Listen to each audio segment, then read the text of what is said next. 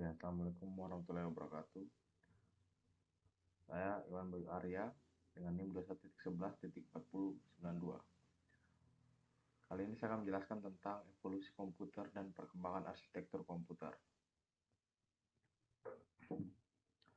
Oke, evolusi komputer dari generasi pertama hingga saat ini. Pertama adalah komputer generasi pertama dari tahun 1940 sampai 1959.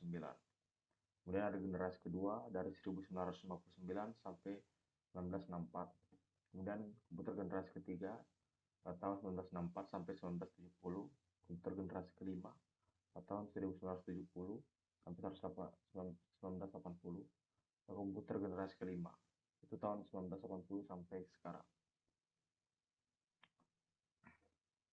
Oke, kita akan membahas pertama komputer generasi pertama. Yang pertama ada ENIAC, Electronical Numerical Integrator and Calculator, ENIAC.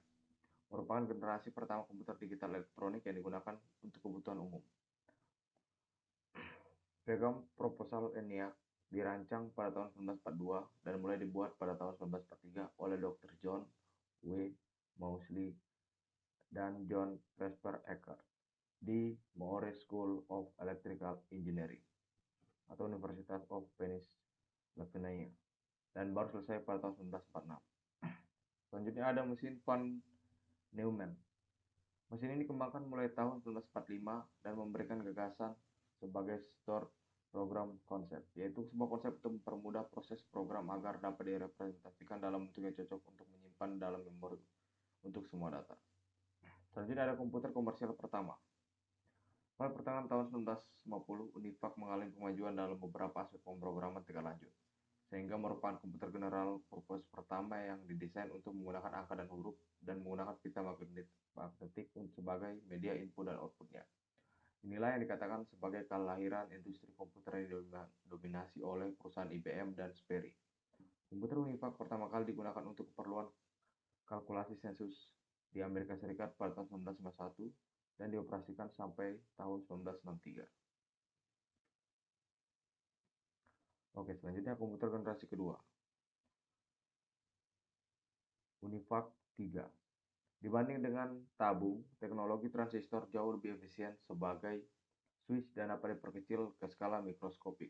Pada tahun 2001, peneliti Intel telah memperkenalkan silikon paling kecil dan paling cepat di dunia dengan ukuran 20 nanometer atau sebanding dengan 10 miliar meter, yang akan digunakan pada prosesor dengan kecepatan 20 GHz. Era ini juga menandakan permulaan munculnya mini komputer yang merupakan terbesar kedua dalam keluarga komputer. Harganya lebih murah dibanding dengan generasi pertama. Komputer DEC PDP-8 adalah mini komputer pertama yang dibuat tahun 1964 untuk pengolahan data komersial. Selanjutnya ada komputer generasi ketiga. Komputer generasi ketiga ditandai dengan ciri-ciri sebagai berikut. Pertama, karena menggunakan IC, maka kinerja komputer menjadi lebih cepat dan tepat.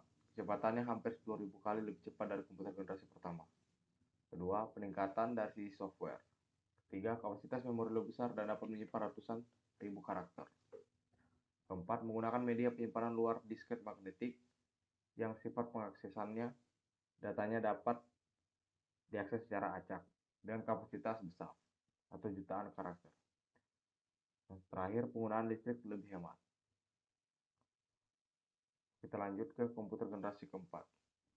Komputer-komputer generasi keempat diantaranya adalah IBM 370, Apple I dan Apple II, PDP-11, VisiCalc, dan Altair yang menggunakan prosesor Intel 8080 dengan sistem operasi CP/M atau Control Program for Microprocessor. Dengan bahasa pemrograman Microsoft Basic Beginner All-Purpose Symbolic Instruction Code. Sebagai catatan bahwa pada komputer-komputer generasi keempat ini tidak satupun yang PC kompatibel atau Macintosh kompatibel, sehingga pada generasi ini belum ditentukan standar sebuah komputer, terutama personal komputer atau PC. Oke, selanjutnya ada komputer generasi kelima. Akhir tahun 1980, IBM memutuskan untuk membangun sebuah komputer personal atau PC secara massal, yang pada tanggal 12 Agustus 1981 menjadi sebuah standar komputer PC, dan pada akhirnya hingga saat ini PC dikenal sebagai nama standar IBM PC. Prosesor yang digunakan adalah 8088 atau 8086 yang menjadi standar komputer saat ini. Menggunakan basis prosesor 16 bit persatuan waktu. Contoh-contoh komputer yang lahir pada generasi kelima berbasis x86 seperti chip Dual 86 yang diperkenalkan pada tahun 1982 dengan 134.000 transistor.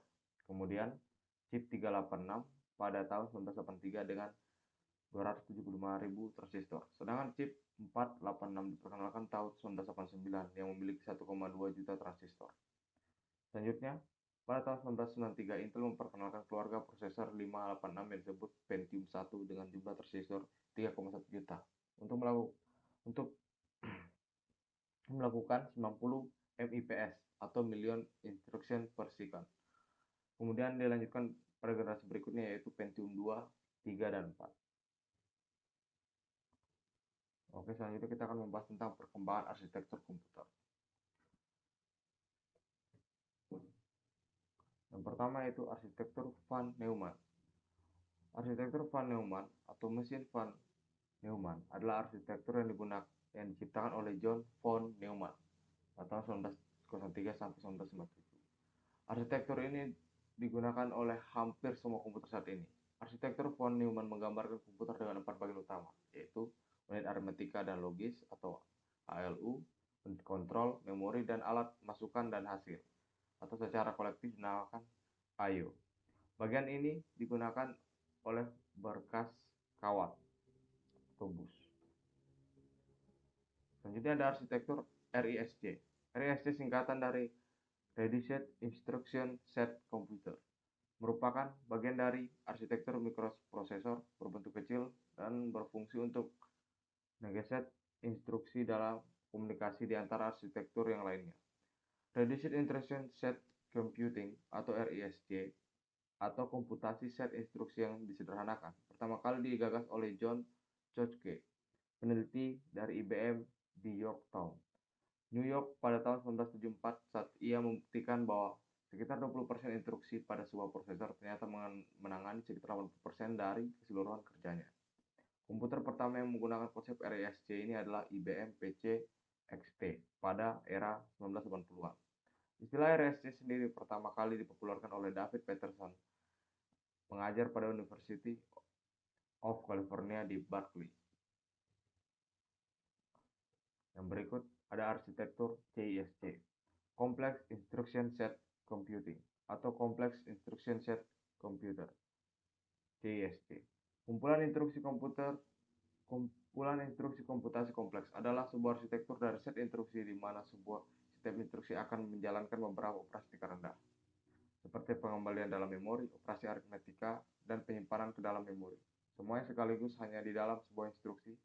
Karakteristik CISC dapat dikatakan bertolak belakang dengan RISC. Selanjutnya ada arsitektur Harvard.